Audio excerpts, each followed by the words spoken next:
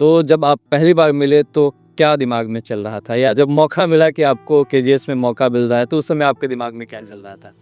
तो देखिए, मैं जब केजीएस जॉइन किया था, मतलब फ्रैंकली स्पीकिंग, मुझे शुरुआत में यही लगा कि जो सामने मैं सोच रहा था कि खान सर मतलब जो दिखते हैं सामने में, मैं बस ईश्वर से यही मना रहा था कि मैंने जो फैसला लिया है जॉइन करने का, क्योंकि मैं इससे पहले जहाँ भी था वहाँ सब कुछ बढ़िया था। ऐसा नहीं कि मैं कोई विवाद के कारण वहाँ से आया गया, सब कुछ बढ़िया था। अच्छा खासा नाम था, लोगों में पहचान था, बच्चों में पहचान था। लेकिन फिर भी मैंने ये फैसला इसलिए लिया क्योंकि मुझे ज़्यादा से ज़्यादा बच्चों तक जाना था, ज़्यादा से ज़्यादा बच्चों तक पढ़ाना था। क्योंकि यहाँ पर मुझे रीच मिल रहा है, पढ़ाने के लिए पूरी आज़ादी है। तो मैं जब जॉइन किया तो मुझे यही लग रहा था कि जो मुझे पर्दे के सामने दिखता है, क्या वो पर्दे के पीछे है भी या नहीं।